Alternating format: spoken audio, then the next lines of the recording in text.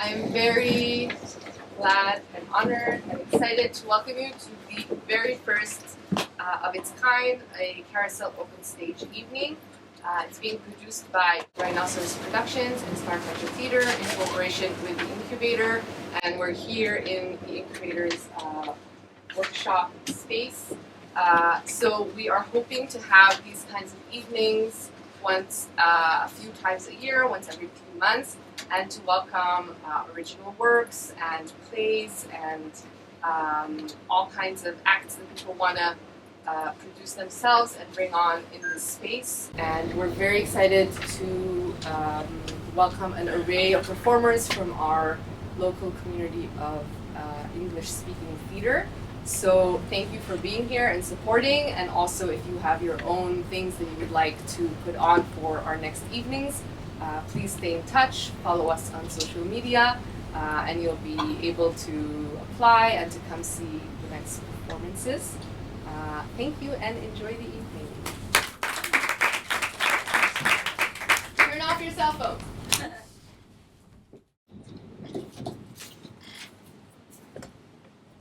Good evening, ladies and gentlemen. I am Joe Stone, and I have been a trial lawyer for 40 years almost, give or take. And I want to welcome you, and I want to begin with a couple of just short background and some other little details before I begin the one or two vignettes that I'd like to share with you. In fact, maybe I should take this off because this is not really relevant. This is something for the district court as opposed to the stories that I would hope to tell you, which are about New York City, Kings County, Brooklyn in the 1980s. And as I said, I'm a trial lawyer, and I appeared in hundreds of cases, maybe more. And I have no acting experience, so that's my first apology to you, that sometimes I might even have to refer to my notes, which I sometimes do. Also in apology, I should say that I believe it was said that these are my most fascinating cases, and they're not. I chose to begin tonight with two of the least fascinating cases, the smallest little cases, which had a great impression and action, or whatever, I'm looking for the right word, on me. So I'll begin now with a little bit of background. So we're talking about Kings County. At that day, those times in New York, there was, I'm sure you've all heard of a department store called Macy's. For us middle-class folks, there was Gimbel's and Alexander's. And in Brooklyn, in Kings County, there was a very famous store called Abraham and Strauss. I don't know if any of you know that. In any event, the case I'm talking about is a case that happened in front of Judge Schwartzwald, who was an interesting character in himself. He used to sit on the bench with tie-dye T-shirts, and very soft-spoken fellow.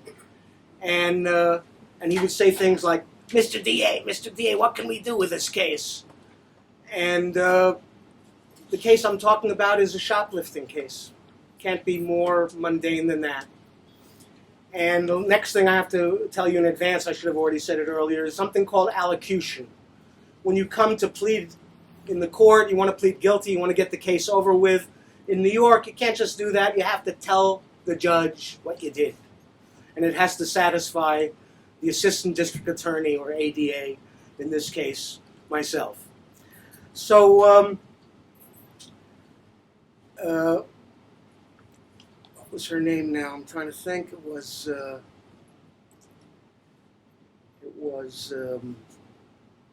Sharpton. Miss Sharpton comes out, and she's ready to plead guilty. Her lawyer, these are all routine cases, and her lawyer says, we're ready to plead guilty. And the judge turns to me and says, what do you want to do? And I said, that's fine, it's acceptable to the people. And she begins to say, the judge says, well, what did you do? And she said, well, on such and such date and at such and such time, I went in to S&A, and I took a handbag and some cosmetics, and I left without paying. It was so mundane, so routine. And And I looked at her sheet. She had a sheet full of petty theft and prostitution. And as she walked out, she left the room. She gets a conditional discharge. There was really no penalty whatsoever, and she had to go to some sort of a program where they tell you not to steal. And as she walked out of the courthouse, I looked at her, and it flashed across my mind. What does that mean, S&A? She didn't steal at S&A. She stole at Abraham and Strauss. And at that moment, it occurred to me that she had a learning disability, that she was dyslexic. Welcome again. Not keeping track of the time, but let's go right into the next short vignette, which is about Judge Henrietta Hairston versus Joe Stone, ADA. And Judge Henrietta Hairston was a classic character. She was prim and proper, and her hair was well coiffed, and she wore very, very nice outfits. But of course, in court, she wore a robe, and she would say things to me like, "Mr. Stone, I see that your tie once again is far away from where it ought to be. You know, I want decorum in my courtroom." So that was kind of her style. And many of these cases, like the one I referred to earlier and this one, were routine. Sadly, the cops in Brooklyn would just do a sweep, and they would arrest all the ladies of the night, as my mother would have called them. And I used to be very, very angry about that. And I used to say to them, sometimes when they came into the booking, I said, "You mean you couldn't have found a mugger or a robber or somebody with a gun? You had to find a half-naked lady standing in front of under a street light?" Anyway, that had no effect. But they would come. These cases would come in, and they would be handled routinely with a plea of guilty to a misdemeanor, maybe a B misdemeanor, not even an A. And again, a conditional discharge. No, don't get arrested again. And I was so frustrated because these are victimless crimes. If there's any victim there, it's the defendant. It's the one who's charged.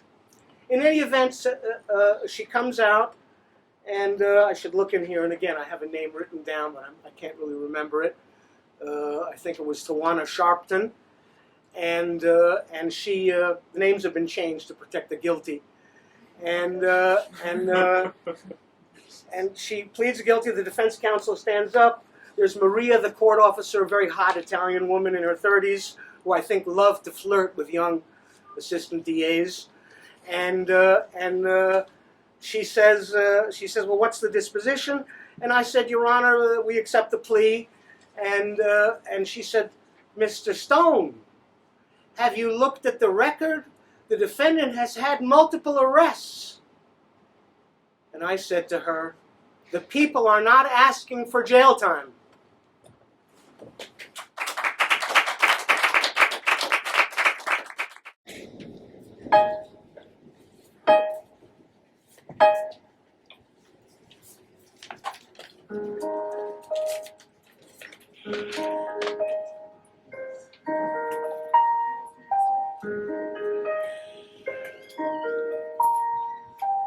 Oh yeah, you've done it, girl. College will be super cool. All that hard work paid off from high school.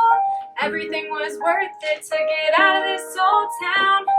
Boring and basic, feel like I'm gonna drown.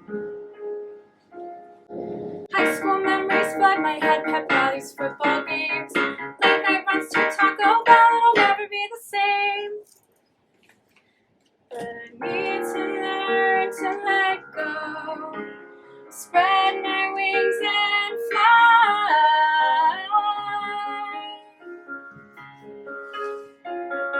Off to new adventures, can't wait to get high.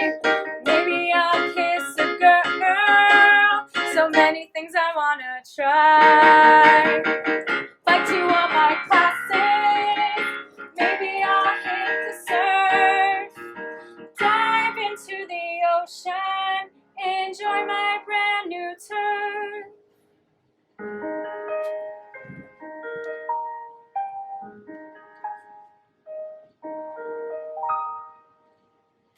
Excitement is bubbling for everything that lies ahead. Hope it's what I'm imagining, far from the life I've led.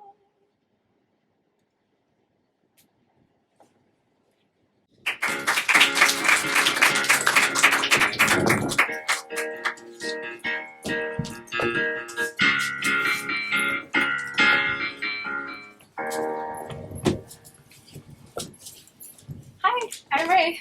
Hi, nice to meet you. I'm Katie.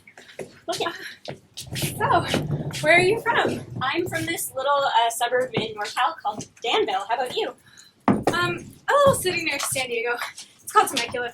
You've probably never heard of it. Oh, actually, my parents go wine tasting down there. Oh, well, that's what we're known for. Wine and a casino. Well, it's better than what my family's known for. I'm related to Pablo Escobar, Who's that? a drug lord. Worst in Colombia, and the richest. Well, at least you have an interesting family history. So, what's your major? I'm undeclared. I thought I would just take classes and see what I'm interested in. How about you? I'm a chem major. That's cool. Well, just don't leave any funky experiments in the room. Yeah. Well, it was really nice to meet you. I think we're gonna have a great year together. Yeah, me too.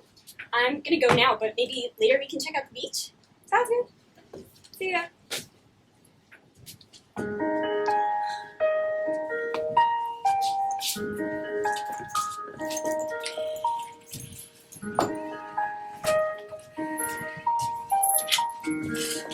Anyone heard of any fun parties to start off the year? Actually, there are a lot of open parties here, especially on the street next to the beach. Oh, really? I thought people just quietly drink in their dorm rooms, but that sounds even better. So you guys keen to check it out? Friday night should be some huge rages. Ah, Yes. show. So come on. Yeah, let's do it. Gonna head out tonight, go cruising on the town. Check out a few parties, we're ready to get down. I think we should pregame, they may not share the booze. I don't care about the beer as long as I can get loose. Come on, let's get pumped. It's our first night out. I can't wait to dance all night, see what this goes about. We're going out tonight, going out tonight. Let's dance till the morning light, till the morning light. We're gonna have a ball, gonna have a ball. Smoke, drink, let's do it all. We're gonna do it all. I heard they rage like crazy, an endless flow of shots. That sounds really awesome, but first I'll smoke some pot. Drinking and smoking at the same time? Yeah, it's called crossfaded. You should try it.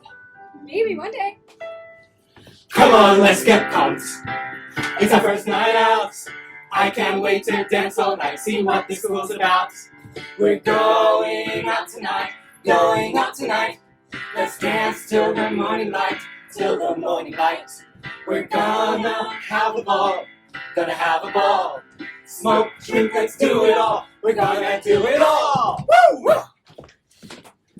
So, do you really think they'll let strangers in? Yeah, if there are girls in the group, if they want to get laid. Cool with me, these surfer boys are fun. I'm not the kind of girl you have to wine and dine. If your boobs can get us in, I'm itching for a night of sin. I hope there's a DJ to play us some sick beats. I'm down to play beer pong. Think of the chicks we'll meet. All of this seems so legit. Come on, let's go, let's get lit.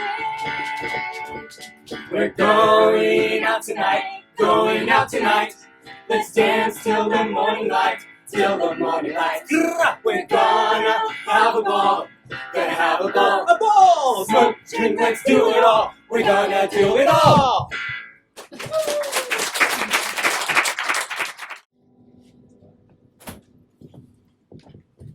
Oh, this party is dope! There is a DJ. Who cares? Free booze! And lots of chicks! Well, this is pretty much how I imagined it would be. Except for it. That couple French kissing in the middle of the room. That dude running around with no pants. And ew, someone vomited right on the couch. Could you even call that a dance? I have to admit I'm a little surprised what teenagers do when unsupervised. Okay, I guess people who open their houses to strangers don't care what goes on. But if this were my house, I'd totally flip. That guy's peeing right on the lawn. That girl in the corner's about to pass out. That guy's giving me a weird stare. And I can barely breathe through the smoke. I need to go get some air.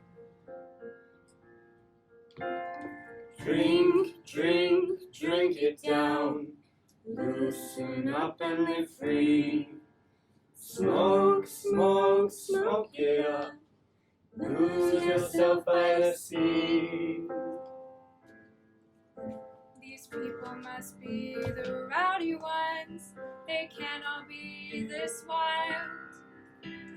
Maybe I should start drinking. Can't stay the perfect child. Woohoo! Are you having fun? Yeah, this party's pretty crazy. Are you even drunk yet? Look, more beer! You gotta chug it! Now, come on! Chug, chug, chug, chug, chug, chug, chug, chug.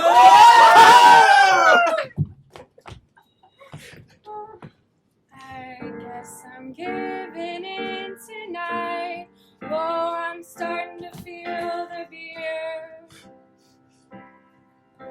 I'll try to open up my mind, get my ass into party gear.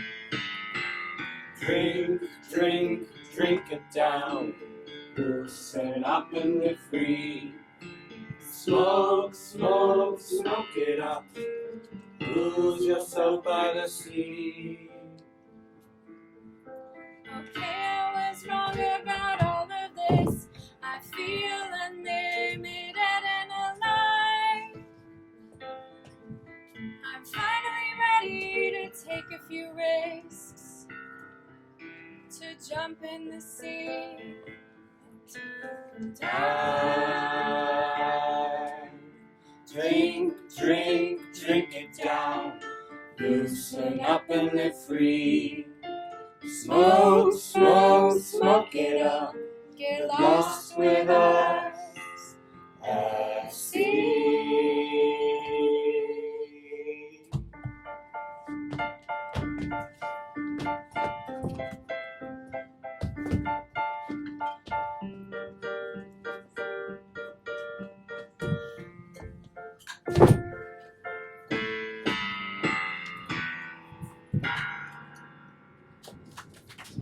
So, you guys had a good night last night? Yeah. Super fun. Yeah, that was intense. Everyone had a blast.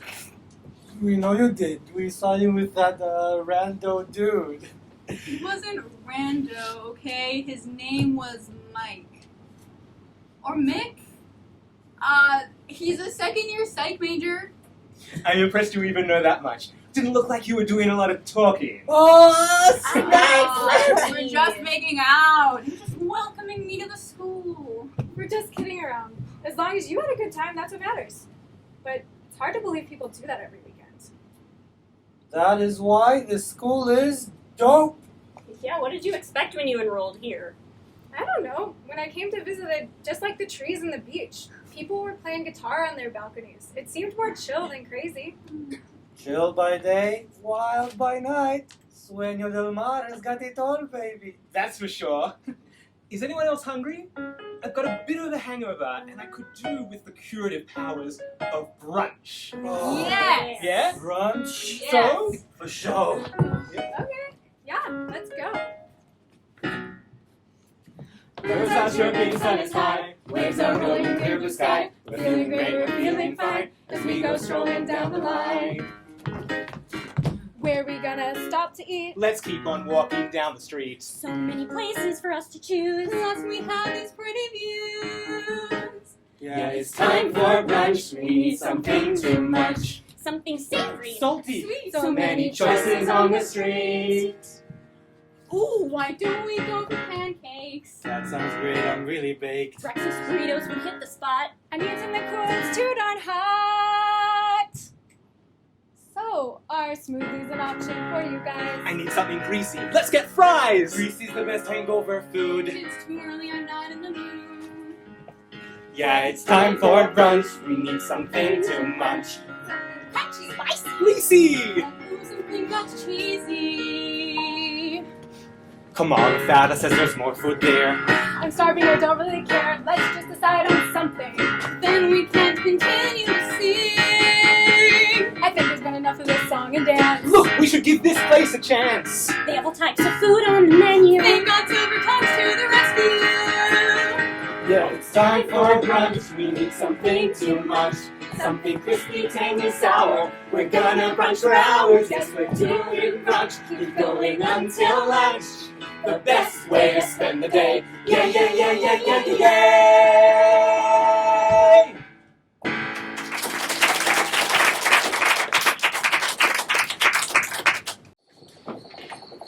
In room 613-247 is an excited Roy Bunker. Why is he excited, you may ask? Some chick is about to die.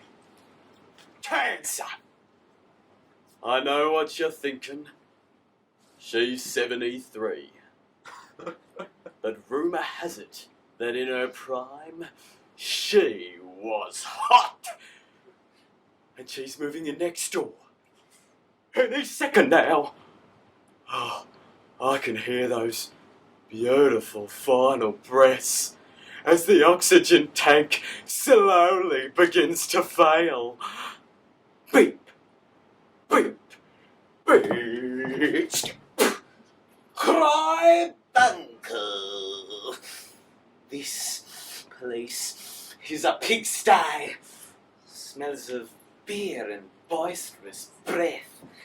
Do you have any idea that a woman is moving next door to you in approximately 83 seconds?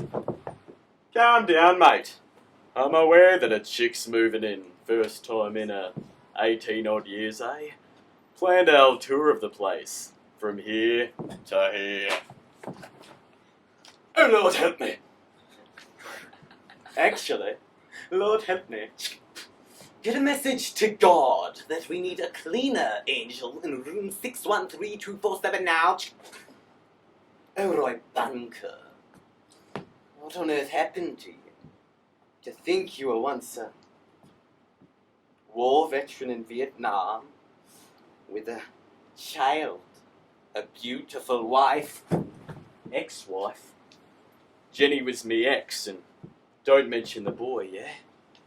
You're too focused on the past, mate.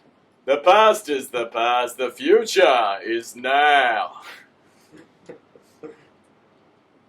Don't mind him. He's been after me ever since I arrived here in heaven. I think he thinks it's a sin for being sexy. Besides the point, any second now an attractive woman is going to enter apartment block 613248, and I am going to be the first darn person she meets here.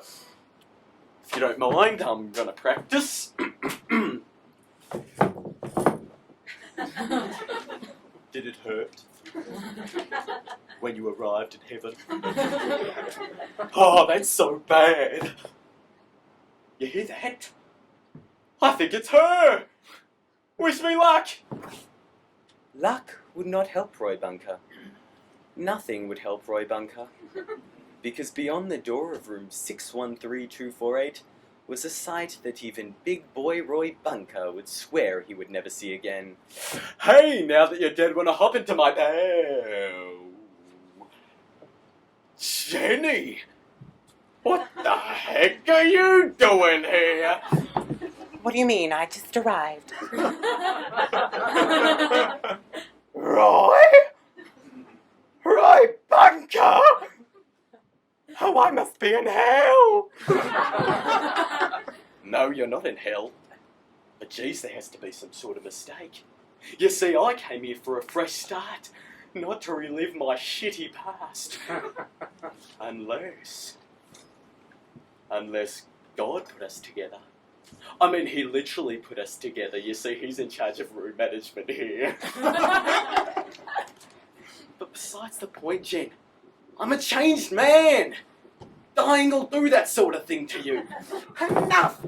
When I arrived here approximately 1 minute ago and was having a brief read of the features in this absurd place, it said nothing about staying in the room next door to your ex-husband. I'm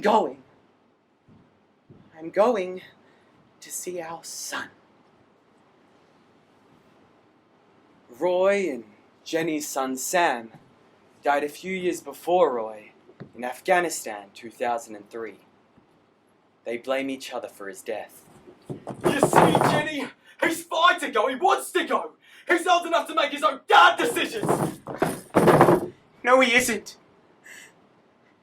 This isn't for himself, this is for you. Just to kill himself for people we don't bloody know. Just for you. Just because you won't shut up about how you managed to survive the war 25 years after it happened. I was petrified every day back then, Roy. I can't have that again. Please stop him. For me. But it was too late for that. Sam was already on a plane for Afghanistan where he would be killed a week later. Jenny Schatt had left Roy, who died 3 years later. Alone. Where is he, Roy? Where is my son? How do I see him? Forget him like I did, Jen. The past is the past. The future is now. Now. Let's worry about us and God putting us together. Are you telling me you haven't visited him, Roy? You've had 15 bloody years here, and you haven't taken the time to knock on his door and say, "Sorry you're dead, son. It's all my fault." You're a bad man, Roy Bunker. You didn't come to church. You didn't listen to me. You ruined my life. You ended my son's life. Me? It's you. He loved you. He listened to you. He didn't listen to me. He did not give a shit whether I was in the war or not. And you want to know why I haven't visited him? I've tried. You're a smart woman, Jen. Work it out.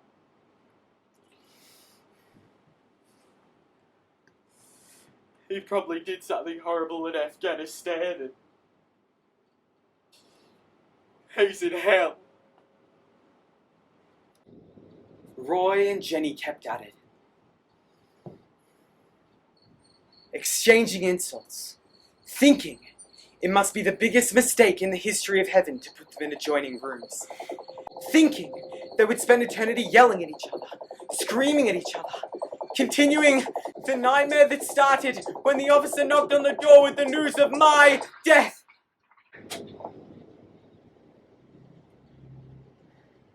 Suddenly I was no longer the observer, no longer seeing things from afar. Finally, I was in the room with them. I could hear them bicker and scream, and I just had to say something, anything.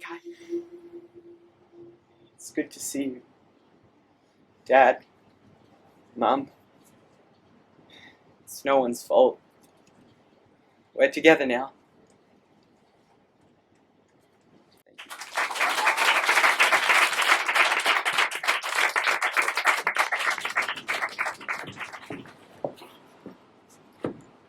If you ever have need of my life, come and claim it. Page 121, line 10. What? I wrote that, apparently. Page 121, line 10. In the book you didn't like. I did. Don't start on that. I did like it. Just not as much as some of my other books. Well, perhaps I'm just less fickle than the average reader. The ferry is leaving soon. Now let's get out of here. Come on, let's go. What? Let's stay another day. No. No? No. Just no? I know why you want to stay. And please, get a hold of yourself. You need to sober up a little bit. Sober? Yes, be sober, be sensible. Now let's go. If you tried... What? If we were, as we say, if you looked at it as a friend, rather than a true friend, and saw the... If you were being sober, sensible... What are you muttering about? There are sacrifices people make for each other. What are you muttering? If you were a friend, a true friend, you'd say, stay, go. I mean, you'd set me free. You really so blind? You can say that. She's maybe she's what I need. Your little ingenue. Do you really know yourself at all? You can say that, but even as I talk to you, it's like I'm asleep Oh. on my feet. I'm not really here. I'm just going through the... You can't explain it away because I'm just talking and walking, but in my dreams it's all her. Stop. I can't. It won't. I don't control it. Stop it now. Stop it. Am I to listen to that? Are you going to talk to me like this about other women? Right to me. It hurts. Oh, come on. It's not like that. We're not like that. This is... You can understand objectively. She's taken over my brain, my sweetest dreams, my best, all the best. You have to let me go. Just let me go. Say you let me go. How can you ask that of me? What do you think I am? I'm just a woman. Just like any other woman. Just like the women you write about. No, you're not. You know you're not. We both know you're not. You don't have to be. Just understand. Try to understand. I've never felt this before. I didn't know this existed. This is something love is the only thing on this earth that can make you happy, not art, not whatever, all that, not that. There's only love. It's poetry. It's music. It's how they write of it. It's how I write it. Now it's here. And how you're meant to love. You're meant to love when you're young, but I'm at meetings and editors' doors and publishers' parties, and now it's here. It's here. Beckoning me towards it. You might really have gone mad. If I have, does it matter? All of you are ganging up on me to torture me today. You won't understand. She doesn't understand. She doesn't want to understand. Am I so old and so ugly and so irrelevant that you can talk about other women to me with no shame? I no longer matter. I'm not here. I'm not a real contender. I'm not even an obstacle. You're just infatuated. I'd die if you left me. Oh. You're just mad for some little girl. You have a crush, she has a crush, but you are the last chapter of my life. People might come. What do you care? What do I care? Why should I care? Should I be embarrassed that I'm in love with you? Please? I can't let you do this. I won't let you do this. You're mine. Don't you remember you're mine? These are my eyes. This is my nose. These are my lips. Wait, please. Let me go, please. You are the greatest writer alive.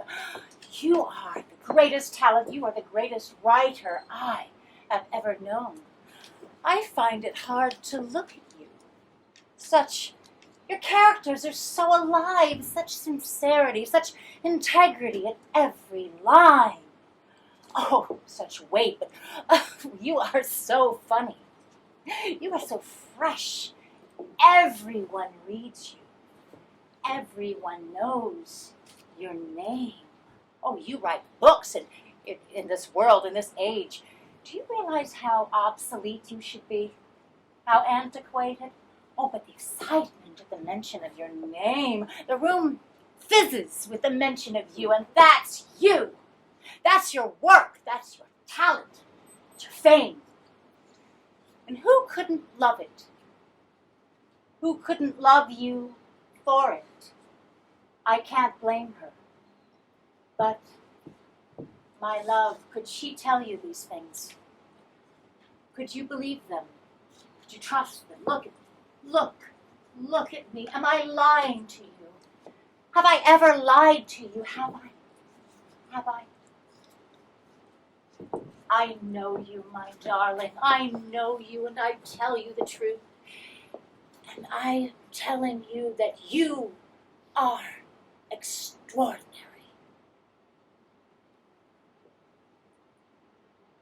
You're not going to leave me. You're not going to go now, are you? You need me, don't you? You need me, don't you, darling? Come. What are we going to do, my love? I'll do as you will. Yes. I've never had any will of my own. I don't know how you can find that attractive.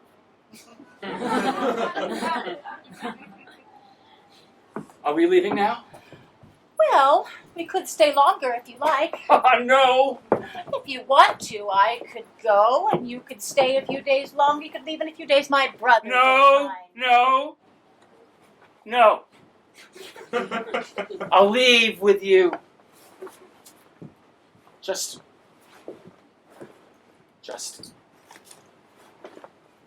don't let me out of your sight. If that's what you want. Yes. Imagine all that, and we miss the ferry.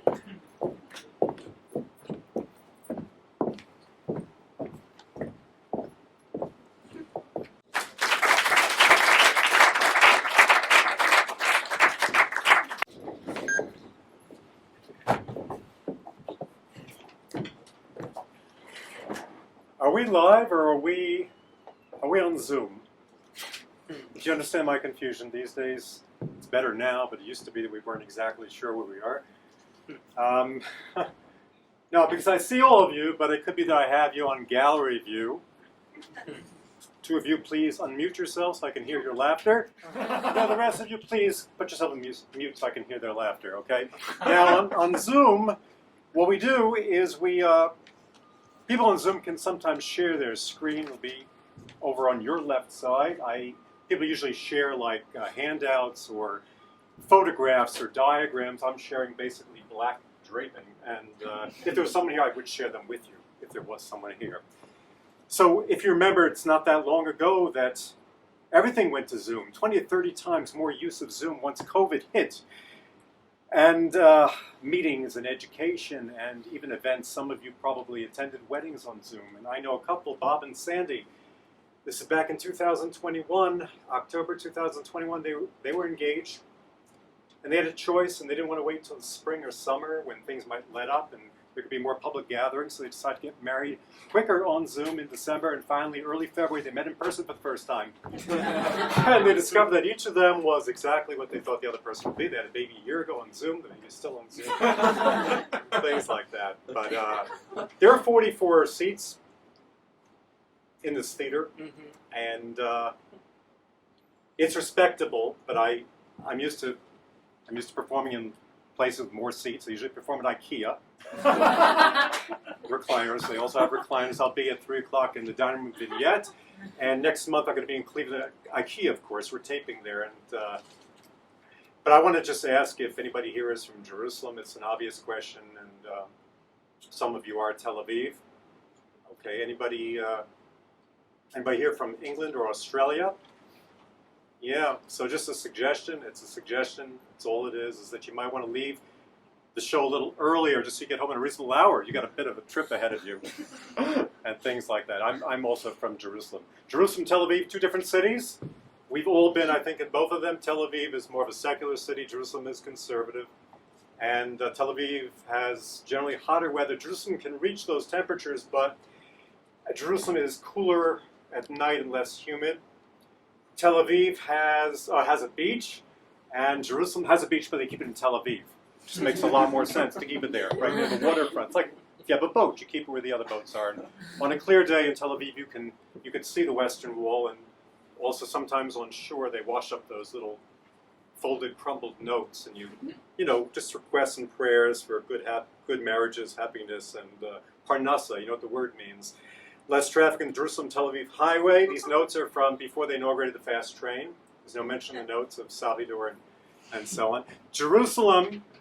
Tel Aviv has, in the north, Hayarkon, the big park there, and Jerusalem has a lot of parks. Someone asked online, because people ask questions online, they wanted to know what are some recommendations for some of the best parks in Jerusalem, and I wanted to think, and then it was really clear what the choice is: park on the sidewalk. There are not a lot of activities, but there's parking. And excuse me, if you don't move your car, I'm going to go through the back seat, past your 2 kids, and clean up those crumbs and stuff like that. So the biggest park in Jerusalem, you know, is called, those of you that are from here, Gan Soccer. Gan Soccer. When I was younger, and I'm not the only one, I'm sure, I thought that Gan Soccer is called Gan Soccer because that's where you play soccer. Kadoregel, but I'm American, soccer. And then I learned just in recent years that Gan Soccer is named after a man named Harry Soccer. Lived decades ago. He was from the UK. He was a business person. He was an ardent Zionist, and they named it after him. Now, you look at the spelling. Soccer is S-A-C-H-E-R, and soccer is S-O-C-C-E-R, but I didn't know it because I just thought it's another one of those Israeli. No, we know English. We don't make mistakes. We asked Israelis how to spell it. Excuse me, it's a mistake. It's M-I-S-T-A-K-E. You spelled it mistake, M-I-S-T-E-A-K. That's like if you come late to a meal and you miss the steak. That's what that is. Or if you went ahead and you missed it and stuff like that. Believe me, there's a difference. So Gan Soccer has a lot of activities. It's a big place. And one of the things there that is known by some, maybe not all, is that there's a bird sanctuary in Gan Soccer. So the bird sanctuary is, well, it's located about, let's say, it's recessed. It's about a 4-minute walk from the cafe area in Gan Soccer. The cafe is about 4 minutes from the bird sanctuary. Well, if you see people walking back and forth, the same people, they don't know where it is. But anyway, I was sitting there, and the guy in the bird sanctuary, and if you have been there, and if you haven't, you'll understand my description. It's pretty good, actually. It's a little wooden hut. You sit there on benches, and there are windows, and you look out through the windows, no glass, and you can see a more rustic area where the birds are supposed to be. And there are feeders hanging from the trees, and there's a little pond there, and there's a little waterfall. So I've been there a few times. I really haven't seen much in terms of birds. But I saw boys. I saw, on one occasion, there were about 5 boys, ages 9 to 10. I didn't ask them, but I approximated. And they had snuck in through the other end. There are signs there in Hebrew to say not to go in, because you can't enter from where the sanctuary part is. And they were there, and they were walking around and like skimming or throwing stones on the pond and being loud and being boys. And I decided, okay, I'm going to chirp. I did that for a little longer than I can do now. And I wanted them to have the experience that I was not having because I wasn't finding many birds. So they hear me, and I'm a little bit upset because they haven't followed the rules. Oh, they're kids, but still, this is dangerous, perhaps. And also, the birds are never going to come if they're out there. And they look at me, and they see I'm distressed, and I say, how come you snuck in? Why did you do that? They say, we're not going to be here for that long. And then they ask me how long I've been here, and I realize that's my entree. That's my chance. I've been here for 45 years. I came when I was your age. I snuck in too. And now I can't leave. This is a sanctuary for people who sneak into bird sanctuaries. And they were starting to get worried. And then I went ahead a little further and I said, and you know what, if you're in the sanctuary, it's not covered by insurance. Okay, maybe the first 18 months or so, but everything since there, all these years, has been out of pocket. And that really got them, because you know that a lot of preteens are really concerned about insurance coverage. They're interested in insurance coverage and sugar drinks. They'll reach for it, they'll take a second cup. Sugar drinks and insurance coverage. And when you get older, that's correlated to a great degree. But the first time I was at the bird sanctuary was on a date. And the woman that I was there with, first date, she's the one who actually introduced the bird sanctuary to me. And we were sitting there, and talking and looking for the birds, but we were getting to know each other. And she said, not just said, she had such a commitment to heavy metal music. She had gone to, she was European, went to the concerts, she would get dressed up, she wrote about heavy metal. And it's not my genre of music, but I don't want to focus on differences when you're starting to get to know someone. You want to try to build commonality. So I said, I like heavy metal. And she looks at me, she's all excited. She said, do you want to marry me? No, she didn't say that. She didn't say that. She said, you do? And I said, I do. I solemnly swear. No, I didn't say that either. I said, yep, I cook. I got a heavy cast iron metal pan. I also have a non-stick pan. So she tells me of the culture of this heavy metal music, and she explains the music, and I'm appreciating it more. She mentions European bands like Thrasher. They have those names. I said, I never heard of them, but I have Strainer. I use it for the pasta. Did you know that joke was coming? We have non-gluten options, too. I just want you to know that. It was a great date. But I do like to cook, and that is serious. That is serious. And sometimes I host, sometimes I go places. There's a guy that came, and when he came to the meal, he brought a bottle of wine, beautiful bottle of wine, but it was inside of a more beautiful bottle. A box, actually, a cardboard box. And on the box was a name of a winery. And I collect boxes, I do, I like boxes. I save some just because you can reuse them. And can't save all of them. So I have a box to keep my boxes in. But the thing is, and in New York I used to go to the container store to buy containers to keep my, so I was going to recycle this box, but then you have to go ahead. If you're going to gift it to someone, you got to go buy wine that matches the name of the winery. So I was going to actually put it in the recycling, which is hard. But I decided, no, I can keep it. And if I'm ever invited to a Nazarite family, hi, thanks for hosting. Here's a box. Because I know not to bring wine to a Nazarite family. I know. So when you go to a Nazarite family, you bring, and I did. The other thing that we bring sometimes when we're invited somewhere, I picked it out, it was really colorful, but I didn't know that their 8-year-old daughter is allergic to flowers. So I went over to her, I said quietly, what happened? Did you take an oath or something? No tulips for a year?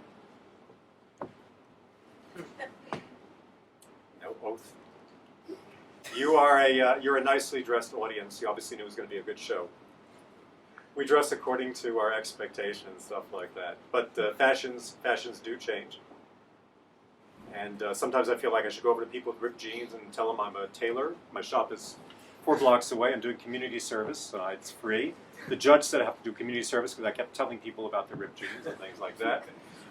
So you look at old photographs, though, from the 1930s, 1940s, and every time I see them, I'm always in wonderment why all the people are dressed only in black and white.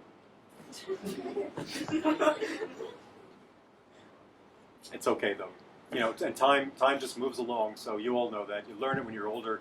You look back, you see how many years you have ahead of you and stuff like that. You gotta just take those opportunities. And you know that phrase, carpe diem. Carpe diem.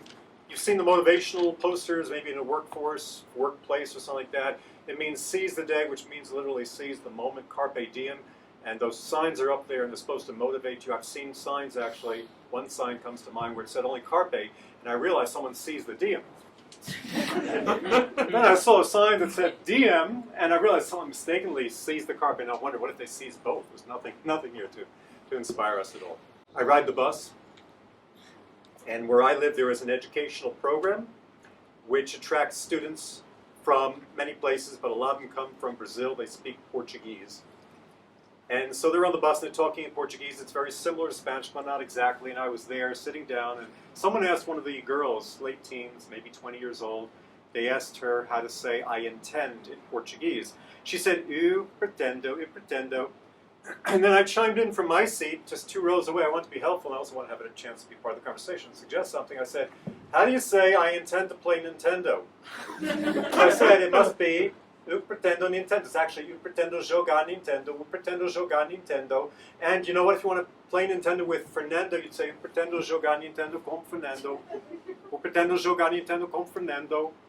So if you're going to be traveling in Brazil, Portugal this summer, early fall, and you want to get around with more ease or impress no one, you just say eu pretendo jogar Nintendo com Fernando. And if you think it's hard, like hard to remember, it's not. You just try to remember. You just try to remember that it's there in the song from something in the sky. What's that? Sky that night, the stars were bright. Fernando, right? The other song. Eu pretendo jogar Nintendo com Fernando. I'm not going to sing the rest of it because of licensing restrictions. But if for no other reason. I think that ABBA, the group, should get back together, have a reunion concert just so they can sing that song. Do you want to hear Mamma Mia? Just one? Okay. And things like that. Check your emails. So we get a lot of email, a lot of it's spam. And listen, I'm a nice guy. I like to meet new people. I just don't have time to write back to all of them. I don't. But I don't want you to delete all of the spam or phishing emails that you get. I don't want you to delete them because some of them might be your lucky day. I mean, a lot of money. Like those inheritance emails. You know those inheritance emails? I'm writing to you about an urgent matter. $2 million has been left to you by the Prince of the Island of Nauru. Things like that. Don't believe it, don't fall for it. I've met the Prince of the Island of Nauru. He's not worth more than $500,000. These phishing emails are clearly inflated. You know, there's a medrash. You're waiting for me to mention medrash. There's a medrash that before a baby boy or girl is born, it has 30,000 emails in its inbox. And just before it's born, the angel touches it on its lip and they all get deleted. It's just a medrash. Probably some of those are still left over. I still have emails from the second trimester, I do. When you choose an email address, though, that is something that, and we've had sometimes multiple email addresses at the same time, but people put thought into it. They want their name. Sometimes it's they want something that's based on their career, like accounting guy ad, or where they are in life, like Sabi and Safti, things like that. Don't have that if you're 13 or 14, please. No. So I was trying really hard, stay with me on this one, to get a certain email address, a Gmail address, and people wonder, well, you can't get a Gmail address? Not the one I wanted. I wanted gmail@gmail.com. Someone took it. Someone else clever out there took it. So why did I want gmail@gmail.com? So I could talk about it tonight? No, not at all. I wanted it because I figured that if someone was intending to send an email to a specific Gmail address and made a mistake, I'd get the information. And it could be important, it could be secret stuff, it could be valuable possibly. I'll give you an example. Like, let's say there's someone who works in commodities and knows certain stuff that we don't know yet, and they want to send an email to jet fuel prices in the spring at gmail.com, and mistakenly, for whatever reason, they sent it to gmail@gmail.com. Then I would be able to plan air travel ahead of time and save some money. That's one example. But I think there's a more poignant example, and I think you'll agree with me. Let's say there's someone, a governmental official, and he or she, or both, they have access to certain lists that we're not supposed to have. Like, let's say someone is sending the latest updated list of CIA agents _2023 at gmail.com, and mistakenly he sends it to gmail@gmail.com, and because he's tired or there isn't any oversight or it's too much sugar drinks, I'm not sure what it is. I could be getting this list and just look at that and have it. I'm not going to sell it to anybody, honestly. I'm not going to give it to a foreign entity, but just to have that list, I might see people there that I know. Like there could be people there who, even on my block, like Suzanne, she's been away a lot. She says it's business trips. She asked me to water her house plants, but they're plastic. That's a giveaway. And then there's a guy, Dennis. He lives just 3 houses away. It's a Tudor house, and on top of his house, you have 3 satellite dish antennas. He doesn't watch sports. He doesn't like America's Got Talent. Something's up. Something's up. So I just felt for the vanity of, well, anyway. So I looked around, and I couldn't get gmail.com. So I tried what everybody does, gmail1@gmail.com. I tried gmail100@gmail.com, Gmail's dad at gmail.com. Every single thing was taken, but finally, I got something. And I'm not gonna delay it. It would take you 4 to 5 days using a supercomputer to try to calculate what exactly it was. I was able to find hotmail@gmail.com. No one had wanted that.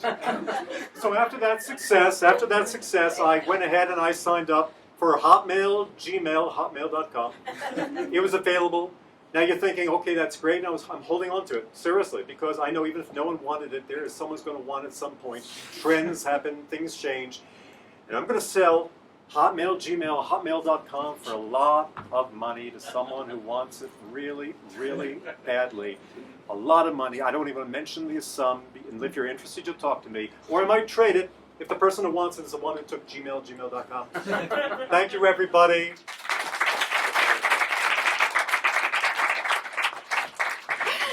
Hi, I'm Sarit Brown. A lot of you know me, some don't. I'm a veteran of this English-speaking theater community. I've performed for the past, I'm going to say it, 18 years in Beit Shemesh, Tel Aviv, and Jerusalem. I also like doing lots of backstage work. I love hair and makeup and costumes, but performance is definitely my favorite. Several years ago, I won't say when, after I finished my degree in social work, I decided that I would really love the opportunity to hone my performance skills without going back for yet another degree. This is when I heard about a 1-year program in acting with a focus in musical theater. And this became my focus. This is what I wanted more than anything. So I auditioned. I got a text and it said, "Great audition, not good enough, come back next year." It actually said that. Okay. I was bummed, but like it was the first time I tried. It's an exclusive program. So the following year, I had gotten a job in high tech, and I figured if I might ever need money, it might be a good idea to acquire those skills. So I skipped it. The next year I went back, and this time I got a phone call. I remembered the text, so I got really, really excited. So I took the phone call, and I was told that they really, really, really liked me. But there's a quota for men that needs to be filled, and so I'm bummed. They called me to tell me this. Because most of us here know what the requirements are for men in theater, right? Hi, I'm a random guy walking off the street with a mild interest in performance. You're exactly what we want. Yeah, so they said I'd probably get it next year, probably. Maybe even without an audition, maybe. But that was that. However, they do offer a Friday workshop. And this is not like a workshop on a Friday. This is workshops every Friday for 4 months. But I really wanted to get in, so I said I'll do it. It was amazing. I did it twice. It taught song presentation, which is what I'm going to do for you tonight. And in one of these lessons, we were told by our teacher that he'd given a task to the kids in the full year course to write several songs, essentially composing a mini musical. I kind of freaked out, I gotta tell you, because I already have to prove myself in so many avenues, like as a singer, and an actor, and a dancer, and like all the other things I mentioned. Why writing? That's like a whole different type of person, in my opinion, and it really messed with me. Like, I was stressed about this thing that hadn't happened to me yet. So I decided, I'm gonna write a song now. Just gonna get it over with. So I'll be ready, right? It's like writing your Oscar speech, only you've never auditioned for a movie or ever been to LA. So, one morning, I was lying in bed, and I woke up super early to go to the bathroom. And when I came back, I couldn't fall back asleep. So I just lay there contemplating this problem. And it came to me. I wrote a song. No! I wrote an anthem. For a very relatable phenomenon.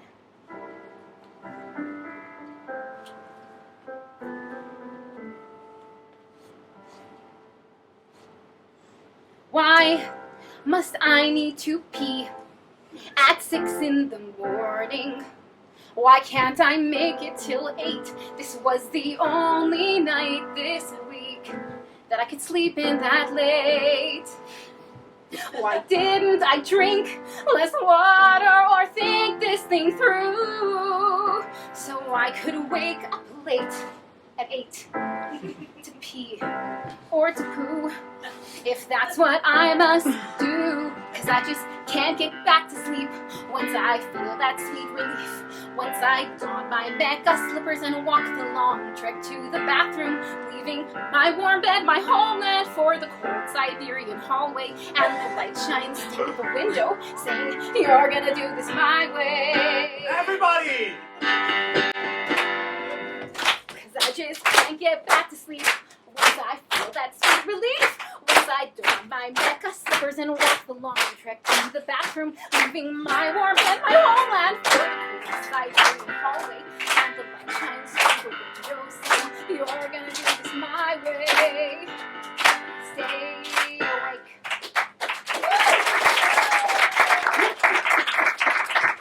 I knew it couldn't just be me. So I did it. It just came out of me, the song. Well, it's a half song, I know. But I thought I'd have time to finish it by the time, if I should get the opportunity. However, we were given a task in the workshop to write a song. Fortunately or unfortunately, and I was forced to present what I had prepared. Fast forward to a year later, and I'm in the program. I made it. Woo! Thank you. Oh my God, thank you. Yes. Thank you so much. Anyways, it was an amazing year. It was exactly what I hoped it would be. It was magical. It was almost perfect. There was just this one thing that happened that kind of got in the way. It messed with our schedule a bit and canceled our Friday performance, and it was you mentioned it. COVID! COVID happened the year that I got into my dream program. Yeah. But it was still wonderful. And eventually the dreaded task arrived. It did. And this time, the frame of reference, the inspiration, was a fictional show entitled Superheroes in Love. And I gotta tell you, just like the first time, it just came out of me, the song. And I think it's because I was inspired by quite a deep philosophical question that many superhero fans and non-superhero fans alike have wondered. Let's see if you can pick up on it.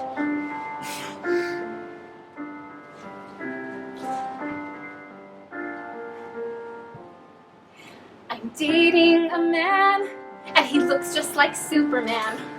No one else seems to notice this though, but I'm dating a man and he looks just like Superman, except for the curl and the underwear that show. When Superman's out on one of his great adventures, my man's out on one of his too. Of course I'm exaggerating, he's a reporter, but he always seems to know what Superman will do. Right? Because my man is brilliant from finish to start. He's strong and he's fast and he sees right through my heart. But I don't need Superman, I just need my human man. Because who needs a freak when I've got my Clark? What? Excuse me. I found a Superman suit in his closet. It's a bit of a strange fetish, right? But I'm a great girlfriend, I told him. I found it.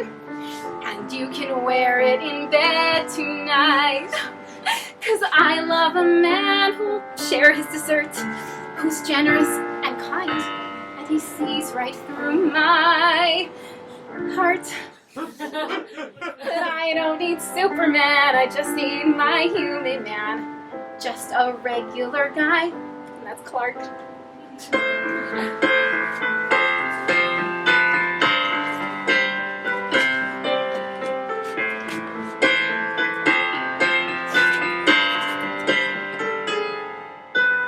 With my man, I never feel cold. He warms up my heart and he warms up my soul. I swear it only takes just one look. I feel my skin singe, and I'm on the hook. 'Cause my man's a Superman, a fast and strong and jumps real high.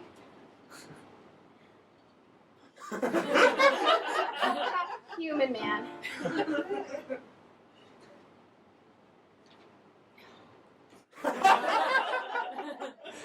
No, he's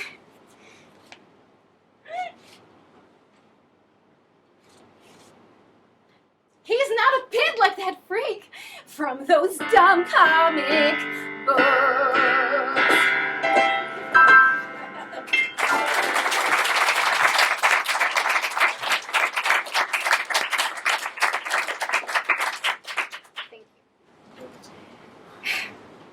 Okay, so I performed it went over well, and I haven't performed it since, so thank you so much for being here.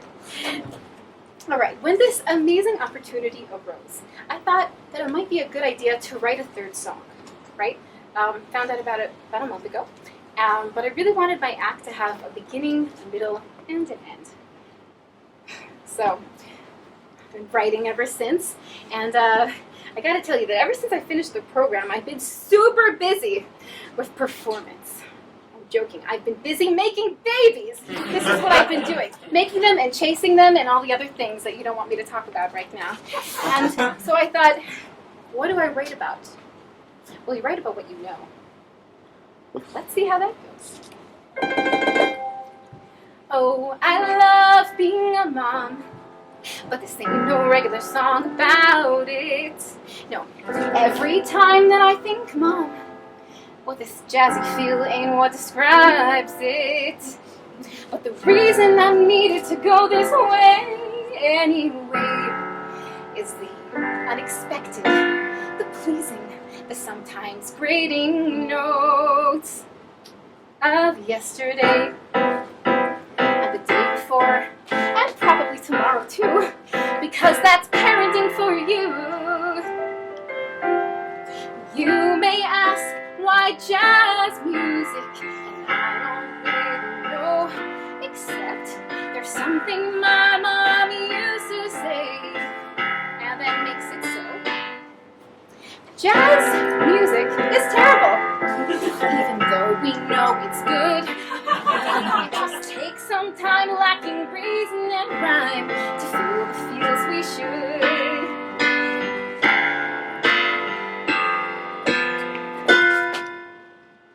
Cause children like jazz make you dance to the key, only to change once you've mastered its glee. Finally enjoying the rhythm you found, your child then grows and surprises like sound.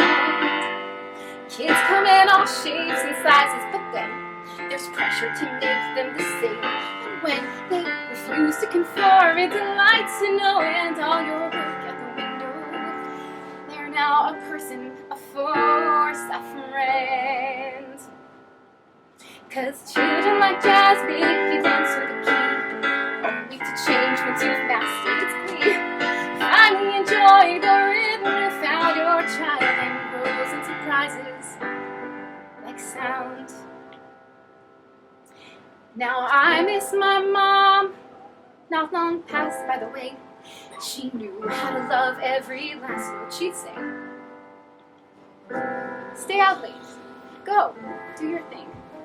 Sure, I might worry, but I want you to sing and to dance and to laugh and to live and to be. These I try to remember when there's a change.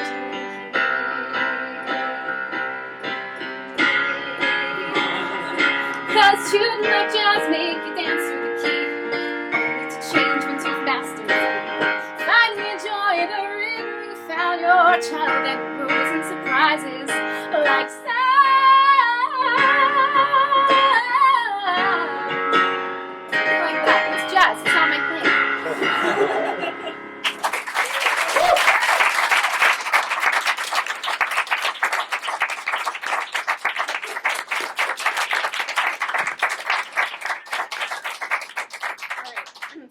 thank my mom for still being an inspiration to me in performance as well as parenting.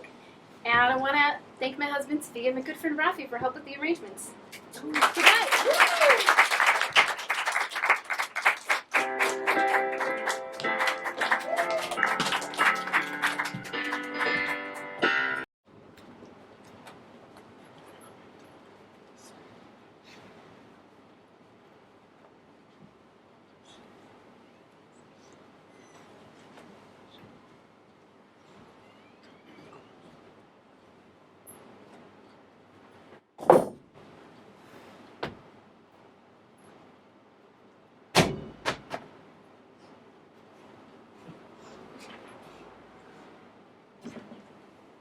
Hey, don't close that door.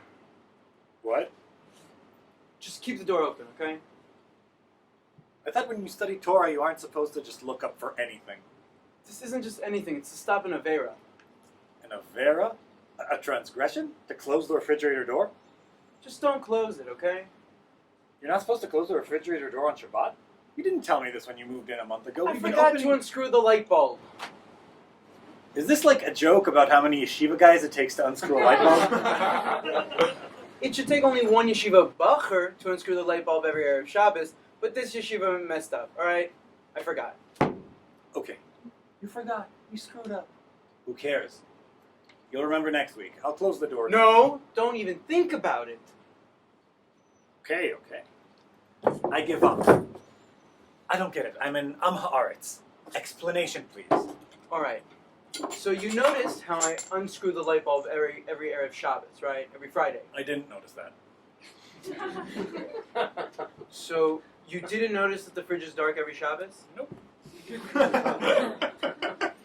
Unbelievable. You're trying to tell me that you never noticed? Well, you might say I'm unobservant.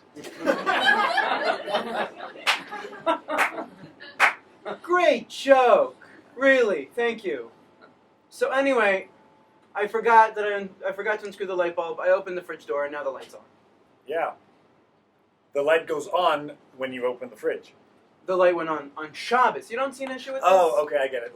Like you aren't allowed to turn on the lights in the living room. Like you aren't allowed to go like this. Hey! Don't you dare.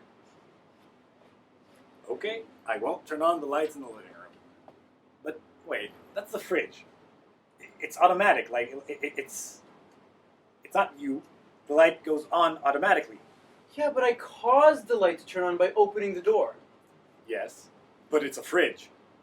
Isn't the fridge like I don't know, a Shabbos goy? It can turn lights on and off for you. It's a machine. Hey, I wonder when we all have robots in the future if they can be Shabbos goys. It's goyim, actually. Where? Are they Cossacks? Okay, but anyway, it's not like you deliberately turned on the light in the fridge. Yeah, but when I opened the door, the light went on. But your intention was not to turn on the light in the fridge. Your intention was to get some food. The grape juice. I thought you liked the hard stuff. What's with the grape juice? I took out the grape juice to make kiddush, but now I don't know if I can make kiddush on it because I did an avera to get it. How? By opening the fridge door! Am I talking to a wall? Okay, don't insult me. I'm trying to help you.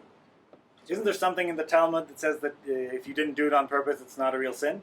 B'shogeg, but it just means it's not a deliberate transgression. It still isn't any good. See? It's not on purpose. Yeah, but in the times of the temple, I'd still have to bring in like a sacrifice of some sorts, a bull, goat? I don't remember. So, cool. Bring both. We'll have a barbecue. You can't just have a barbecue for a sin offering. You need a priest, a temple. Mashiach's not even here. Damn it. If only I remembered to unscrew the light bulb before Shabbos. And after I forgot, I wish I remembered that I forgot to unscrew the light bulb before Shabbos. Because if I remembered that I forgot to unscrew the light bulb before Shabbos, I wouldn't have opened it in the first place. No. Okay. So if you hadn't opened the fridge, what would we have eaten on Shabbat? These noshkes? Cornflakes? Without milk? Challah. You would have eaten only challah, buddy. It doesn't apply to me. I thought you promised Bubby you were becoming religious. I promised Bubby I would keep kosher. Then maybe Shabbat. She hasn't mentioned it since, so I'm sticking with kosher for now. Unbelievable. You think you don't have to keep Shabbos because Bubby got better, right? Baruch Hashem. Baruch Hashem. While she was sick, you promised you were going to grow in your Jewish observance. Don't put your cynicism on me, or your piety. When Bubby was sick with pneumonia, in the hospital, you promised her you'd take on a mitzvah. So I chose kosher. Kashrut. And she asked about Shabbos? She said a mitzvah, not two mitzvahs. And I'd already chosen kosher. But I wasn't going to argue with Bubby, especially not when she was sick. So, I said, let me work on kosher. And Shabbat. But then she started to cry a little bit. So I said, okay, Shabbat. But just a little bit. A little bit? What? What? You can't keep Shabbos a little bit. You either keep it or you don't. It's like saying that you're a little bit pregnant. Contrary to popular belief, you can be a little bit pregnant. I can't? You can't. But a woman can. At 6 weeks, most of them don't even know they're pregnant yet. How would you even know? Well, you wouldn't. Hey. You don't know anything about women, Roger. Yerachmiel. I know you as my little baby cousin, Roger. Well, I'm Yerachmiel now. Sorry, I just keep getting mixed up, Roger.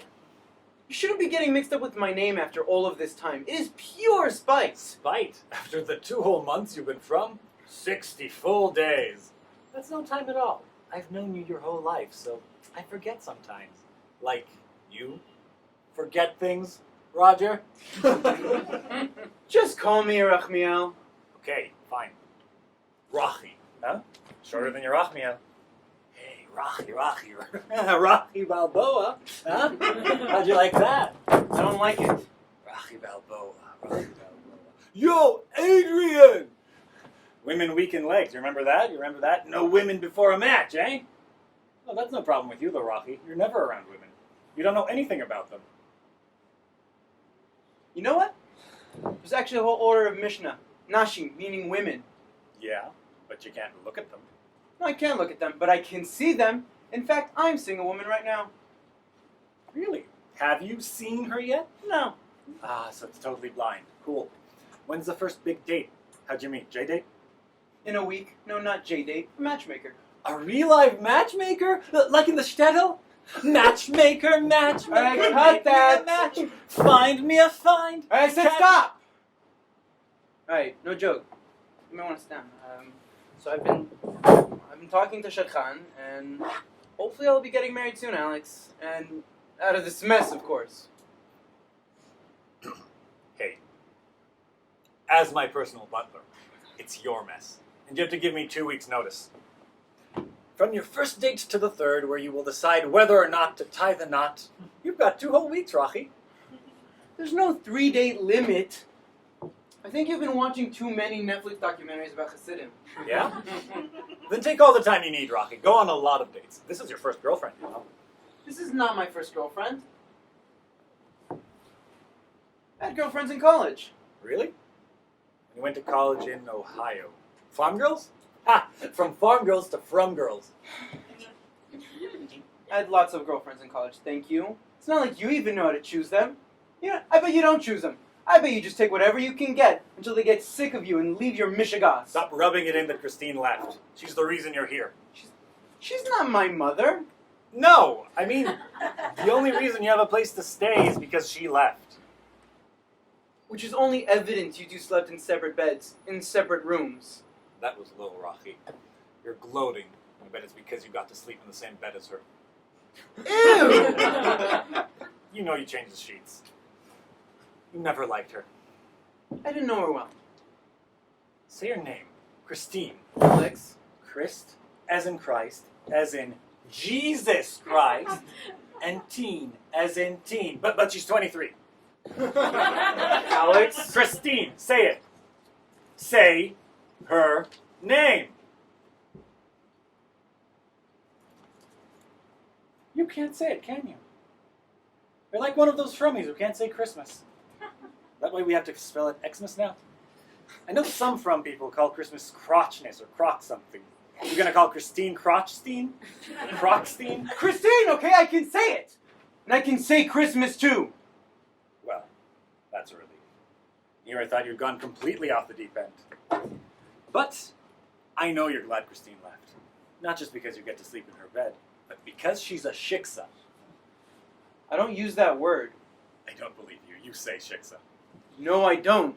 I spend my days in yeshiva, not trapped in a Philip Roth novel. That would be you. Put that with my books again. We'll see what happens. Hey, I'm not the one locking himself in the bathroom all day. I don't lock myself in the bathroom, not ever. You know, it's pretty cold in here. Did you crank up the AC or something? On Shabbos, God forbid. No, it's because the refrigerator's open. Yeah, you wouldn't let me close it. No. And you won't close it, even though you're supposed to be my personal butler. Stop calling me that and no. Bubby thinks it's wonderful that two of her grandchildren are sharing an apartment on the Upper West Side. Little does she know, you're not just my cousin, you're also my butler. Just don't call me your butler in front of my parents, alright? Or your folks are gonna hear about it. Hey, I let you live here for free. It's only because of my promise to Bubby to keep kosher. Yeah, you weren't able to do it on your own. Sure I was, just... having a kosher chef is more convenient. You were miserable! You were eating a kosher delight every single day. You were like the super size me guy who was eating at McDonald's for 30 days straight. You were looking horrible. You were getting lazy, zits all over your face, and you were getting fat. Yeah, well, I play basketball. Really fat. I play basketball every day now. I've burned all the fat off. No, it's because of my home-cooked meals. Kosher, meaning healthy. Kosher has nothing to do with healthy. Just look at all the nosh and junk that has a kosher symbol on it. Kosher means that you don't eat milk and meat at the same time. Instantly cuts your cholesterol in half. Oh, good one, Dr. Oz. Or is it Rabbi Dr. Oz? No, I'm in shape now because I burned the fat off because I play basketball every single day, including Shabbat. You know, playing basketball on Shabbos isn't forbidden, right? Yes, it is. No, it isn't. Yes, it is. Not in principle, no, it isn't. It's forbidden because there's no the string thing in the air that makes public property private. In a roof? Making public property seem like our private property so we can carry things outside on Saturdays. No wonder the anti-Semites think we're trying to take over the world. You know a roof doesn't make anyone anti-Semitic, right? Just don't tell them about it. Doesn't eruv mean evening? No. Evening is erev. Erev? This is an eruv. Eruv. So there isn't an erev, so my basketball playing is forbidden. I carry the ball. I shoot. There is an eruv. What? I said there is an eruv. But you don't carry things outside on Shabbat. I don't hold by it. You don't. You don't what? I don't hold by it. Well, you couldn't hold by it outside on Shabbat. You couldn't hold anything. You done? You never told me there was an Erev. Why do you care? It's not nice not telling me. You didn't even know about it until 3 seconds ago. Why don't you hold by it? A perfectly good eruv. No one in my yeshiva holds by it. That's why I don't see them on Shabbat. I see them playing basketball sometimes, but never on Shabbat. What's the story of why you don't live there anyway? No room. No room at the inn? Why do you care so much? Don't you want me to be your butler? So you can live here for free. But you wouldn't have to worry about rent at the yeshiva. Just leave it, alright? So, I'm just a little bit Shabbat observant, or not at all in your book. So why can't I close the fridge door? I can't let you. My bar mitzvah was 10 years ago. You don't have to take responsibility for me. Don't even think about it. You said it yourself. I'm not as strum as you. I hold by the eruv. Again, you didn't even know it existed until about 3 seconds ago. What do you mean? So then why can't I close the fridge door? From your point of view. Because it would be my Avera. No, it wouldn't. You're not making me. You're not even asking me. It would be my Avera because I called you to close it by opening it in the first place. Jesus Christ. Don't say that. What if I slipped? What if I should accidentally slip and fall and cause the door to close? It wouldn't be an accident. You're clearly planning it. What if I forgot I planned it and it just happened? Boom! I'd cause the door to close accidentally. You wouldn't forget. Sure, I can forget things. You forgot to unscrew the light bulb on Eruv Shabbat. All right, I get it. So fine. What if I don't slip? What if you slip? What if I make sure you slip and fall and cause the door to close? accidentally. I'd like to see you try that. Don't get that. Just a second! You can't answer that on Shabbos. Why not? Oh, the doorbell. Our old friend electricity strikes again. Hey, I can answer if they knock instead of ringing. Hey, could you knock instead of ringing the doorbell, please? We're not Wait, home. it's too late for that. I already talked to them. Maybe they're not Jewish. If they're not Jewish, they can ring the doorbell. Hey, are you Jewish? What? Ah, whatever. Come on in. Shut up! Don't tell me to shut up. Oh, not you! I'm sorry to trouble you. Can I borrow 2 eggs? Are you Jewish? Why do you keep asking me that? Are you an anti-Semite? My cousin needs to know if you intend to cook these eggs on Shabbat. He wouldn't want to enable that kind of behavior by giving you eggs. Why is that any of his business? I just want to make an omelet. I need some eggs. Right here. Oh, shit! Oh, Gewalt! Oh, so stupid, stupid, stupid, stupid. Here, take the whole carton. We're not cooking today. And he might start throwing them. What's wrong with him? He closed the refrigerator door. He's not allowed to close the refrigerator door on the Sabbath? No, he does this every time he closes the fridge. Thanks for the eggs and Shabbat Shalom. Shabbat Shalom? Does that mean that they're Jewish? Oh no, they're probably cooking the eggs now!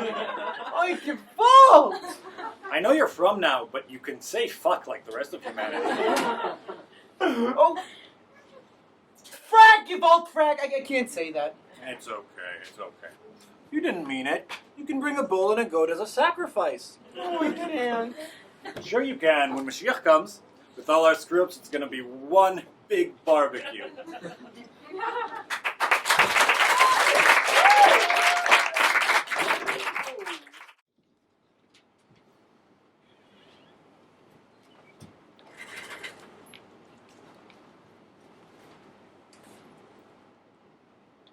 Now might I do it, Pat? No! Well, he's praying. I'll do it. And so he go to heaven. So am I revenged? That would be scammed. Villain to kill my father. And for that, I, his sole son, do send the same villain to heaven? Why, this is high on salary, not revenge! He took my father grossly, full of bread, with all his crimes, blown as flesh is made. And how his audit stands, no one knows, save heaven. But in our circumstance and course of thought, 'tis heavy with him, and am I thus revenged? When, taking him, when he is in the purging of his soul, he's fit and seasoned for his passage? No, absurd. Know thou a more horrid hint, when he is drunk, asleep, or in his rage, or in the incestuous pleasures of his bed, then trip him, that his soul may kick at heaven, and it be damned and black as the hell whereto it goes.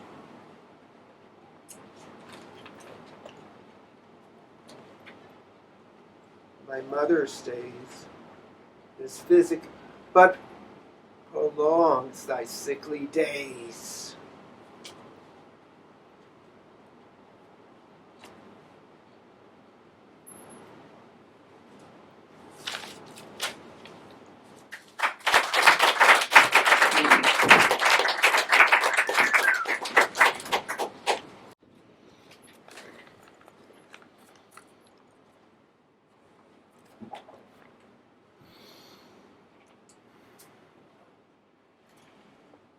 Meet me at the fountain at 4 o'clock.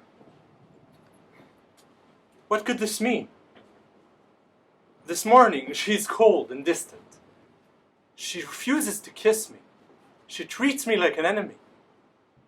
And now to end it all, she asks me for a private meeting. Meet me at the fountain at 4 o'clock. If she wants to speak to me about something important, why choose this place? Could she want to flirt with me? This morning, while I was walking in the park with Rosette, I thought I heard a noise behind us in the bushes. Could she be plotting something? Good day, cousin. This morning, when you left me, you seemed very sad. And perhaps you took my hand in spite of me. So now I've come to ask you to give me yours.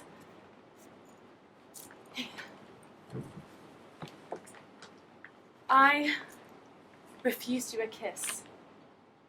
Well, here it is.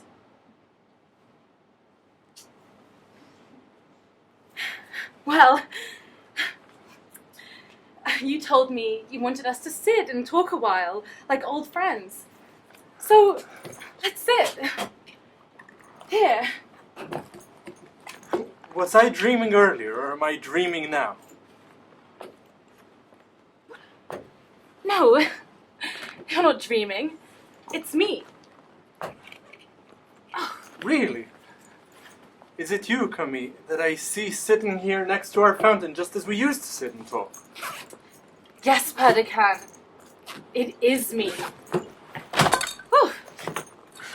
Romance.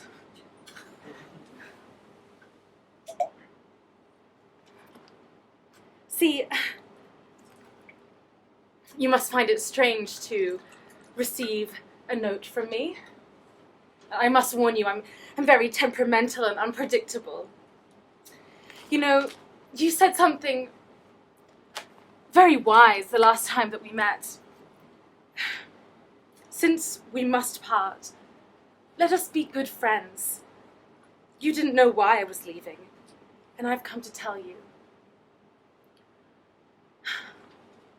Well, I'm going to become a nun. And?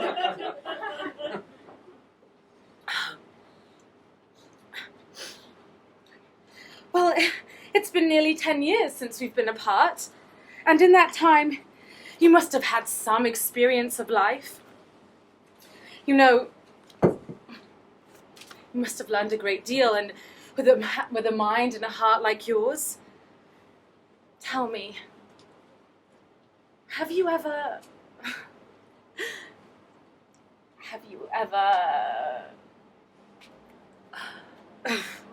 had a mistress? Why do you ask me that? Answer me, without false modesty or pride. I've had some. Did you love them? With all my heart. Where are they now? Do you know? Now that's a strange question. I'm not their husband or their father. They've gone wherever they've wanted to. But there must have been one that you preferred to all the others. How long did you love the one that you loved most? Really? I don't remember. I'm asking you to tell me as a great favor. You are not a libertine, and I believe you have an honest heart. You must have inspired true love in someone because you're worthy of it. And I know you'd never throw yourself at a fool of a woman. Answer me. I beg you. What do you want me to say? Do you know any man who has only loved one woman? There must be one, certainly. One of your friends? Tell me his name. I have no name to give you. But I believe it possible there are some men capable of loving one woman only. How many times can an honest man fall in love? Am I supposed to recite a litany of false lovers, or are you teaching me your catechism? I want to find out if I am right or wrong in becoming a nun. If I were to marry you, would you not answer all my questions honestly, without reservations? I respect you very much, and I think you are terribly superior to most other men. I'm sorry you can't even try to answer, because if you did, I might go further. What are you trying to get at? Speak. I'll answer. Answer my question then. Am I right to stay in the convent? No. Would I do better to marry you then? Yes. If a priest breathed on a glass of water and told you it was a glass of wine, would you believe him? No. If a priest breathed on me and told you that you would love me until I died, would you believe him? Yes. And no. What would you advise me to do the day I realized you don't love me anymore? Take a lover. And then what will happen when my lover doesn't love me anymore? You take another. And how long will this go on? Until your hair is silver and mine is white.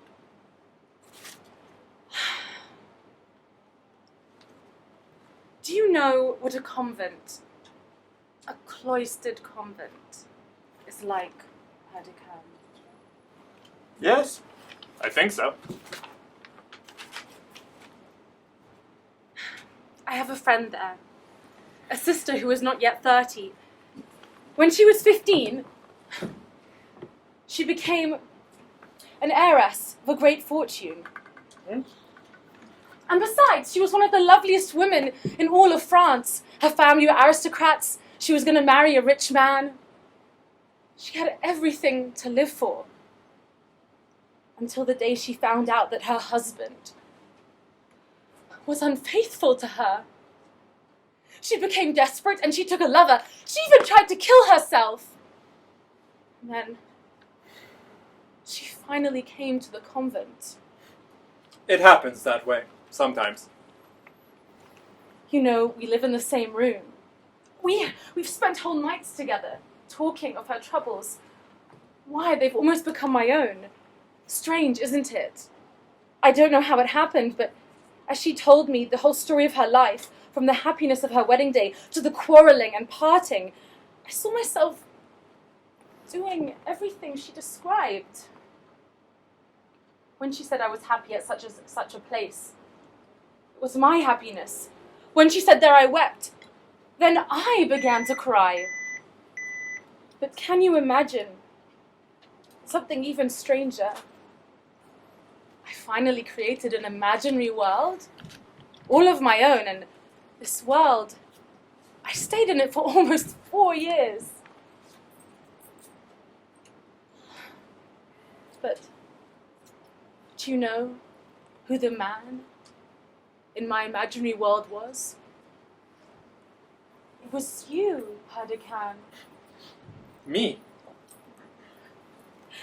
Naturally. We were only young, and you're the only man I've ever known. And I really did love you, Perdican. How old are you now, Camille? 18. Go on. Please. I'm listening.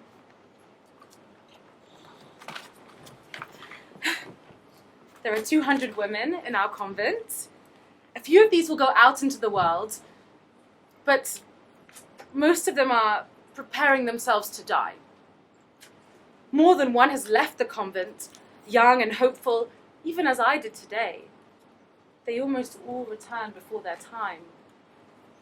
Old before their time, destroyed by life, destroyed by love. So they come back to the neat little cell and the whitewashed walls and the veil that covers your face.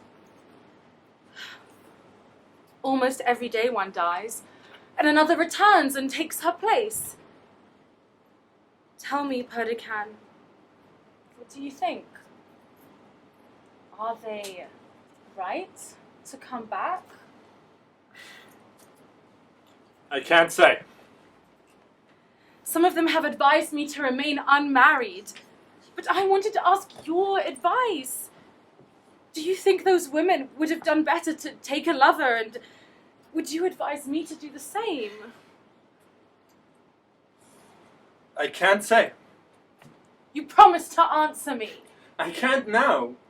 It's not Camille who's asking the questions. Perhaps not. Perhaps I'm only a little parrot who has learned its lesson too well. Listen, in one of the convent corridors, there's a picture of a monk kneeling by his prayer book. Next to him is a window of a shepherd dancing. Which of these would you admire? Neither one and both. They are both simply men of flesh and blood. Nothing else.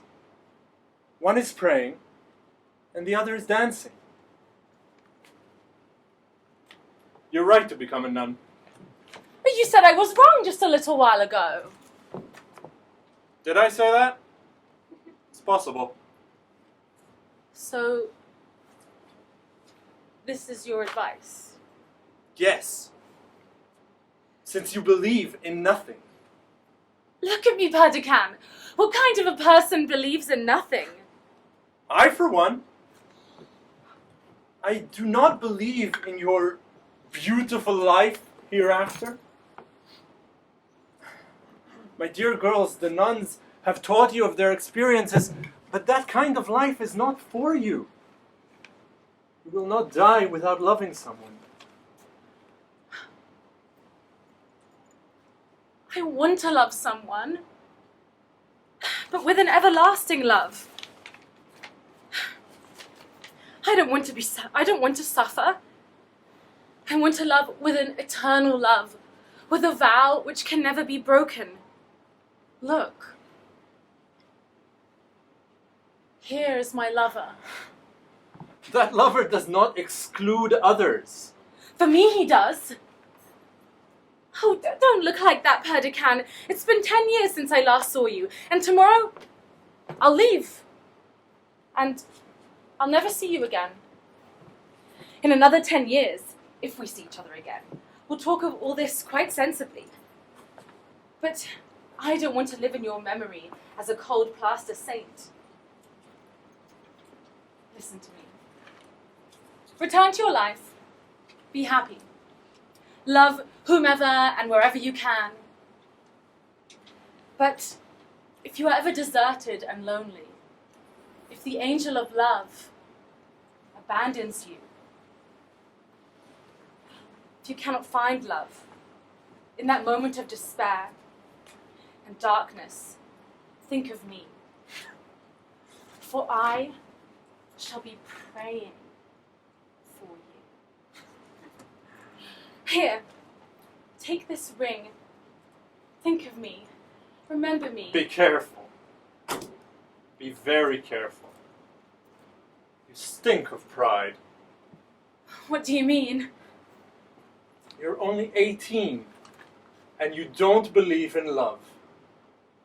Not any less than you.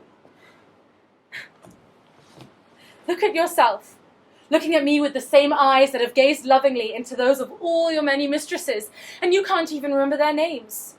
You've wept tears of joy and despair, but you know very well that the water of this fountain is more true, is more constant than that of your tears.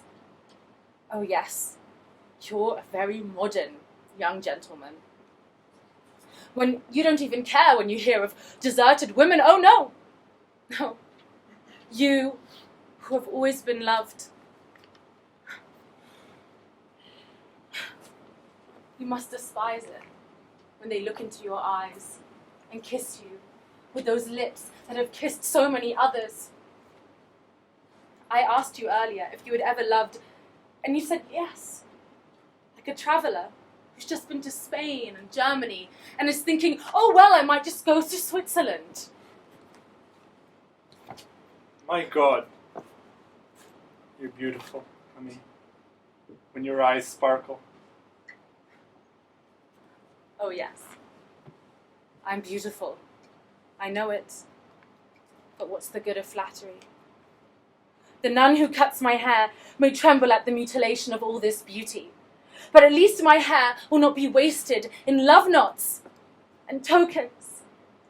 Oh no, not one hair will be missing when the nun cuts through it, and when the priest puts the golden ring of my heavenly spouse on my finger, I shall wear my hair as a cloak. You really are angry, aren't you? Oh, I've said too much. Oh, Buttercan, don't laugh. My dear child, sit down. I've let you speak, and now I must answer. You've told me of a nun who seems to have had a terrible influence on you. You say that she was deceived by her husband. She deceived him herself. And now she's in despair. But are you sure that if her lover or her husband came back and stretched his hand through the convent grill, she would not clutch at it? What do you mean? I don't understand. Are you sure that if her husband or her lover returned and offered her the same love and the same suffering, she would answer no? I believe it. There are 200 women in your convent, and almost all of them carry a wounded heart. They've made you touch these wounds, these precious relics. They've tainted your mind with their sick blood. Oh, they've lived in the world, haven't they? They know what it's all about, and they've taught you accordingly. You've crossed yourself before their wounds as if they were the wounds of Jesus. You've walked in their sad processions. They've taught you to turn away in terror when a man walks by. But are you sure that if that man was the same one who had deceived them, the one for whom they've suffered and wept, they would not break their chains and go running back to their murderous men? Do you know the dreams of these women who forbid you to dream? Do you know what they've done? How they've poisoned and withered everything beautiful in you? Stop! Stop it! You're frightening me. Do you know the lie they've told? Sure, they've painted the love of men as a lie, but do they realize there's an even worse lie? The lie of divine love.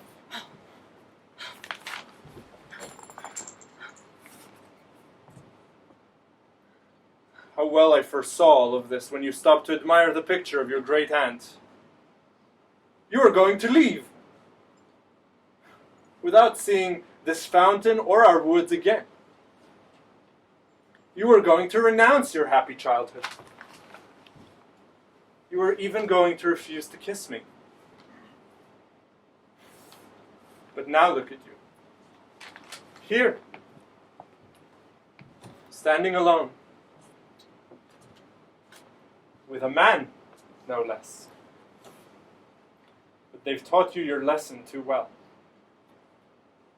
It'll cost me my life's happiness. But tell them something for me. Heaven is not for them. Not for me neither. Is that what you mean? Goodbye, Camille. Go back to your convent, and when your poisonous friends keep saying those poisonous words in your ears, tell them something for me. All men are liars, faithless, boastful, prideful, and driven by lust. All women are vicious, depraved, scandal-mongering. The world is a sewer or shapeless creature walk around in mush. But there is one holy and sublime thing in this world. And that is the union of these two imperfect creatures.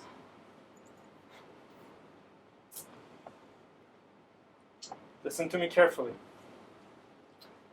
I have often been deceived in love, many times hurt, and many times unhappy.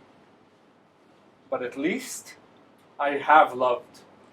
And when I am standing on the brink of my grave, I will be able to say, I have suffered often and have been deceived often, but I have loved.